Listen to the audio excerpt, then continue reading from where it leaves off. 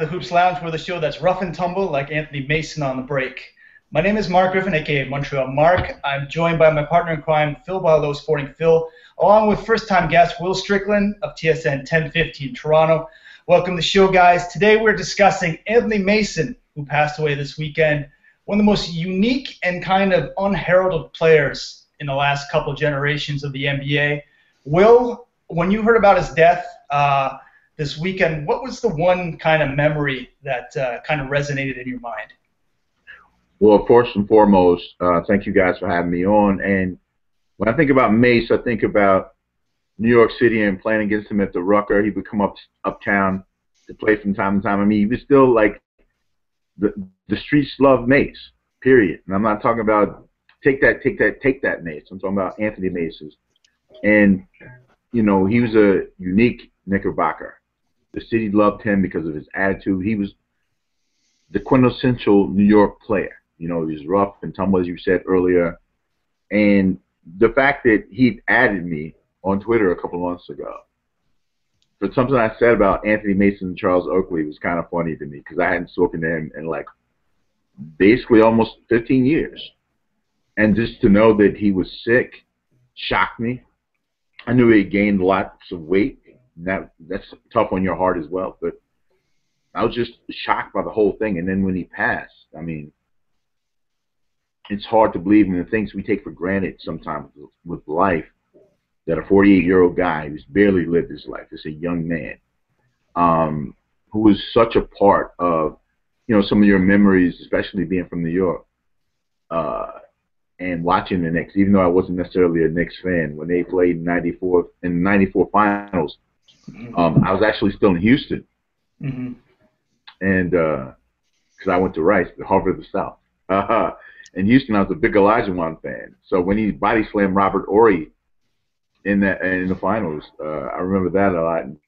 But Mase was a serious guy, and you know, his passing is very, very sad, and I wish the best for him and his family. Looking back at his career, I mean, the versatility of him both offensively and defensively. Will, as you mentioned, during the 94 finals, he was guarding Hakeem Olajuwon, who won MVP that year. And the following season, he's playing point guard for Don Nelson. Phil, can you think of any player in the modern era now playing with that type of versatility and skill set? I mean, right away, you have to look at San Antonio Spurs and perhaps the Boris Dia. You know, I've been watching a lot of game tape, and you know, some people want to say the ability to be a pass forward. He didn't quite have the athleticism of LeBron James. Obviously, he's a bit below the basket guy, but the ability to ball handle, eventually hit the outside shot a bit, but punish inside and defend almost any position. I mean, I was watching some highlights of 2000 game when he was playing Toronto when he had some career highs. He was guarding Vince Carter in 2000, like when he just was at kind of the prime of Vinsanity there. Imagine guarding Vince Carter and Hakeem Olajuwon in the same career, and his ability to guard multiple positions, his ability to just like. He was one of the most unique players in terms of he didn't fit that mold. Like I find every time I watch him, I'm like, okay, I want to put him as a power forward, but then he can't do this, or I want to put him as a point guard, but he's too slow for this. He's just one of those guys who's just a basketball player, and his overall skill and basketball intelligence allowed him to play. So I'd say the closest I'd say is Boris Dia, but personally I'd take him over Dia any day, just because of his length, toughness, and he was just a punishing guy. Like, I'm sure whoever played against him night in, night out was sore the day after.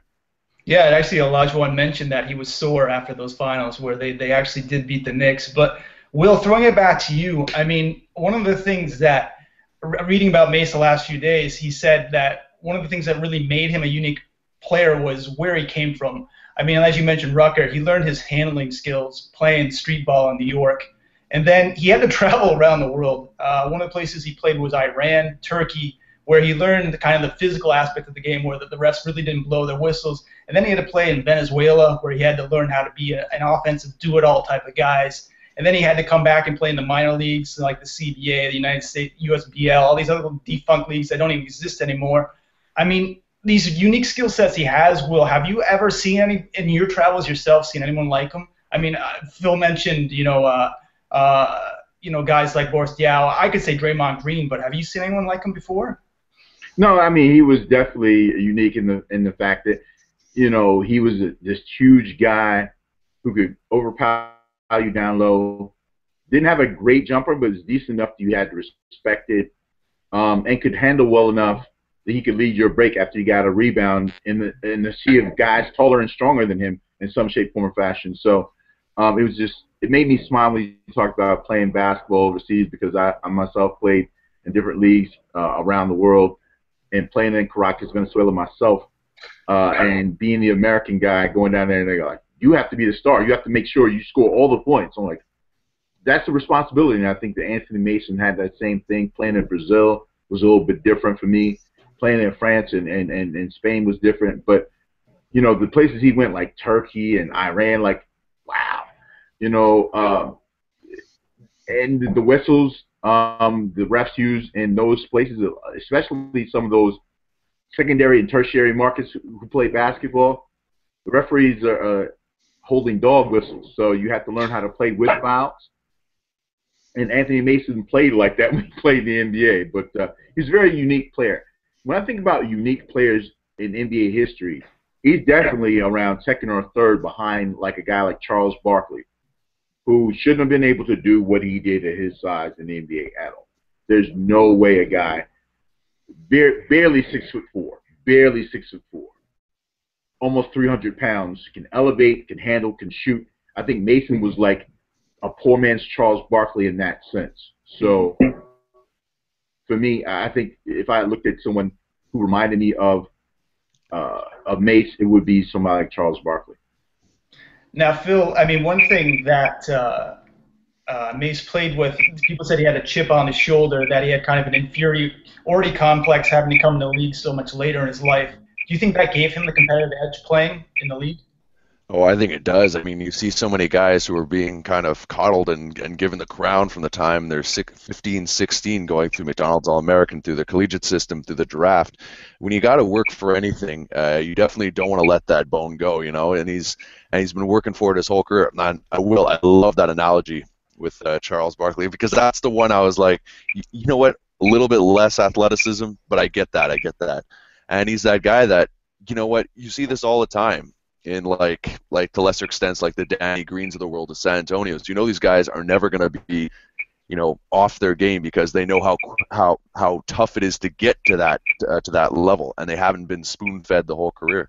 I mean, I think it's almost an example how more players should play. I mean, I've been saying for years there's too many guys who the Eddie Currys of the world. Like, how do you let that happen yourself? You've been given all the opportunities in the world, and then you just go pound the cheeseburgers. But I guess, you know what? He was a guy that young players should aspire to. And I mean, it's funny that I was saying, like, I was having trouble putting a position, but in today's almost positionless basketball, where you have just guards and forwards, I actually think he would do all right in today's basketball. Like, if you look at guys like Paul Millsap, who played power forward at 6'7" with that skill set, I think he could play almost. The rules, the hand checking, everything might be a little tough, but I think his skill set would transmit to today's game. Okay, so Will, one last thing I got to mention is the guy who really gave him his chance in the NBA, and the guy who almost got him thrown out of the league, is Pat Riley, who gave him the first chance with the Knicks, and then in '94 suspended him for one game before the playoffs, almost left him off the playoff roster, and then brought him back later in life to play for Miami, where he got his first and only All-Star appearance at age 34. How would you define their relationship they had together? Love. Pat Riley, like, people look at Pat Riley, they see Gordon Gekko, they see the greed is good, they see the suits, the slick back hair, the LA lifestyle, all the Showtime stuff. He's from Schenectady. Yeah, he's a hard scrabble guy from New York. So let's keep it right. For him to go from Showtime to what they went to in New York and play that style, and for him to be able to adapt. If you think about Pat Riley's career as a coach and, I guess, a front office person in the NBA, he's probably been one of the most successful ever because he's been able to take whatever style that he needed to based on this personnel and make that work for whatever he had. Of course, when he was an assistant in LA for years and became the coach, he maintained that style of running, but it was more organized than what Paul Westhead had done. you know. And when he went to New York, he knew he didn't have horses. He had Clydesdales. Well, different kinds of horses, I should say. He didn't have stallions. He had Clydesdales. So you have to play accordingly. When he went to Miami, you know, he had to do the same thing. I got Dwayne Wade, but also have Shaq. How do I blend them? Now I have LeBron, Chris Bosh, and Dwayne Wade. How do I blend them?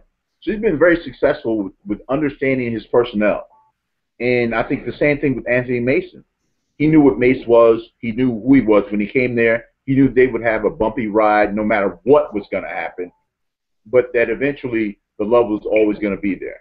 You know, you get mad at Phil, and Phil might get mad at you from time to time, and Duane and I talked about this on the show, but at the end of the day, we have a job to do, and we understand there's a need and a desire to work with one another in a way that's productive and that no one else can do quite like we do. And so that's why you guys do your show every week. That's why Duane and I do our show every week. That's why Pat Riley brought Mase back, because he knew he fit what he needed done in Miami at that time. Yeah, and that's why it's very telling that Mase on his deathbed, one of his last wishes was to talk to Pat Riley. So he got on the phone and they had one last conversation. So thanks for being on the show, guys. Anthony Mason, gone but not forgotten, and very much a prototype for a new wave of basketball. Rest in peace, Mase. Peace, Mase. Phil, I'll throw it back to you. All right, guys. Well, like Mark said, I want to thank Will and all the other crew who's been helping to create this video.